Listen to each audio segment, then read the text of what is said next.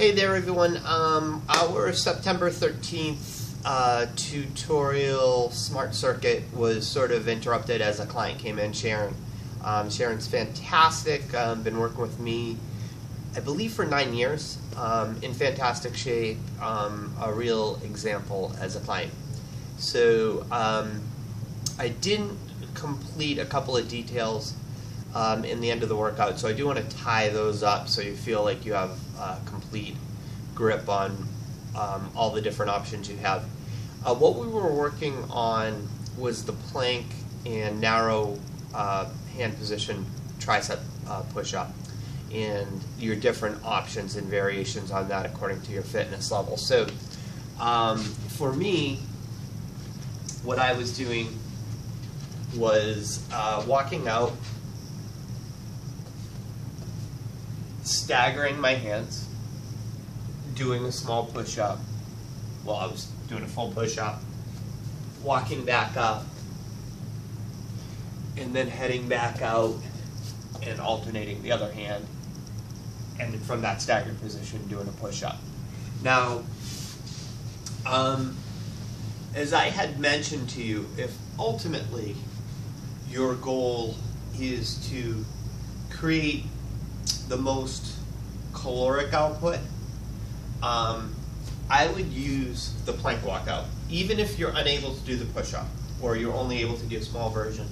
So you'd walk out to your push-up, you find your straight body position, you create a little bend to the arm, but don't lose your plank. A little bend to the arm, and walk yourself back up to the upright position. If you're unable to do that,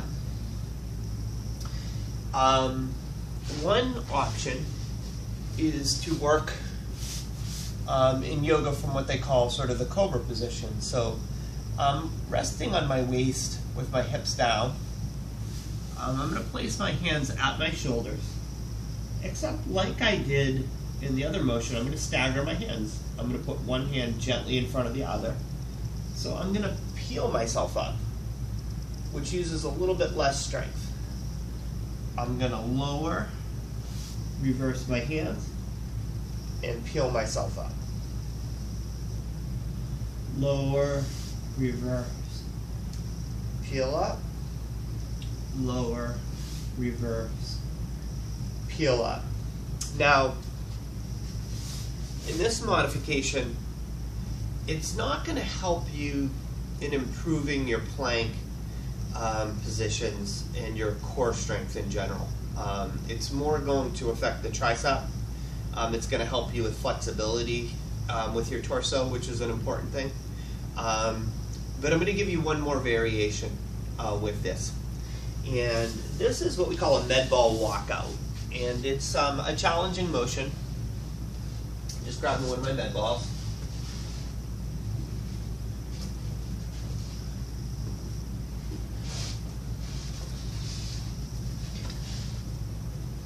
So here, from a kneeling position,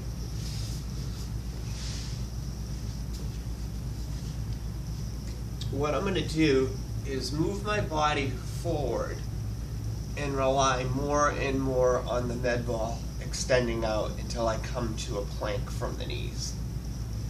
And then I walk my hands back. So walk forward. My weight is shifting to my hands and to the med ball. I straighten my body. And then I return back to my initial position.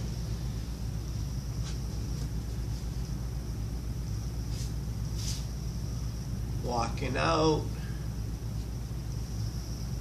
My hands are a good distance. I lower my hips. I straighten my body. I'm feeling a lot of work at the arms, but my core is really strongly engaged.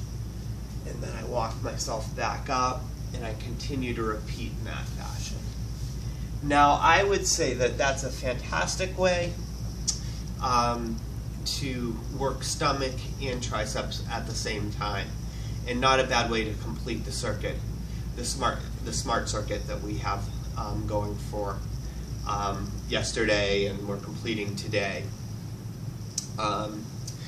Also remember according to your strength, is I walk out here, and then I come to this straight body position. It's very demanding. So initially you might not be able to. So lower until you feel your tummy engage, but don't lower so far that you feel like it's too hard for you. You might collapse down. So again, one more smart circuit in our pocket. A smart circuit that you can accomplish at the gym using some dumbbells and a bench. You'd still use a resistance band. Other than that, you just need some open floor space and somewhere where you'd get a little traction with your hands. So I don't like to work on the carpet. My hands tend to slip on it a little bit. And you could also do the same workout at home. And essentially you just need appropriate dumbbells, something reasonable in resistance that you could press. A band, even just a single resistance band that you can anchor at shoulder height, because if you are doing trunk rotation, generally speaking, you want the band to be at about the height of the point of rotation. It doesn't have to be perfect, but it's better if it is. And there are also some risks in that if you're anchored too low and you're swinging upward, the band might tend to jump and come up towards the neck and stuff like that, which is not fun. It's not completely unsafe or terribly painful, but and then the resistance band, and then perhaps a med ball, or perhaps doing a peel up instead of a tricep push-up. So you have a few different options on that third exercise.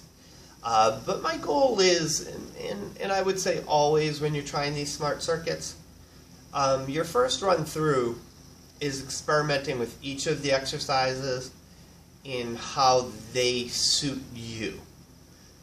You need to find out what the right resistance is within it. You need to find out the right height of where you're going to anchor your band. You need to feel comfortable and confident in your form. And you need to try out the different variations to know which ones you should be applying. Because ultimately, you would like to go through the smart circuit pretty consecutively with very little rest. Move from exercise to exercise rather quickly. And that's a volume principle and also a compression principle. So if we can create more work in the same amount of time, it's just going to bring you a greater result. So we'd like you to repeat this circuit at least to last you 20 minutes. So you might go through this workout 3, 4, 5 times. And as your fitness improves, perhaps increase the duration up above 30 minutes and up as high as 45.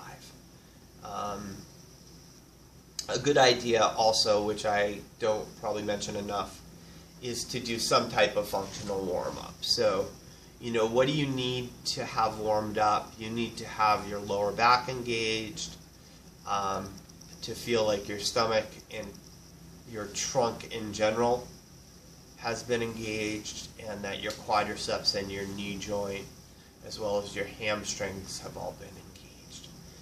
So you could do that with something as simple as a jumping jack, or a couple of motions like a free squat, and a few crunches. It doesn't take a lot, but or even just taking a walk.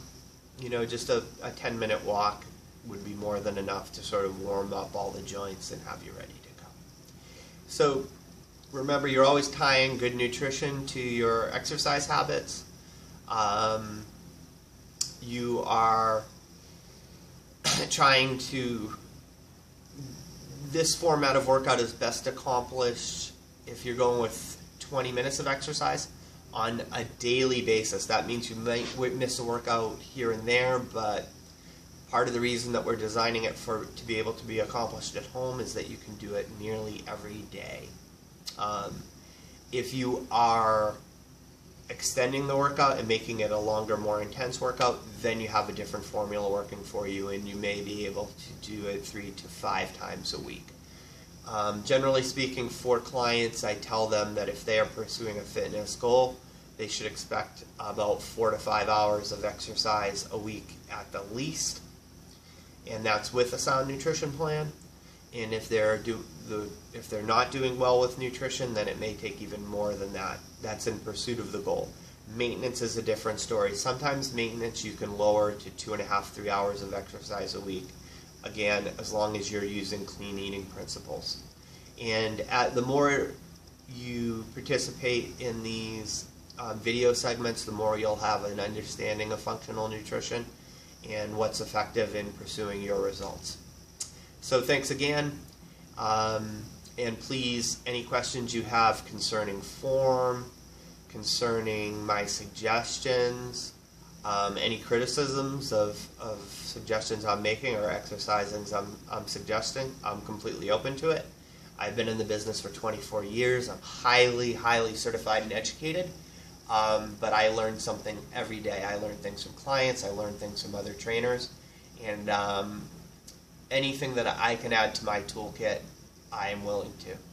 And that's, I think, a great attitude to apply in any place in life.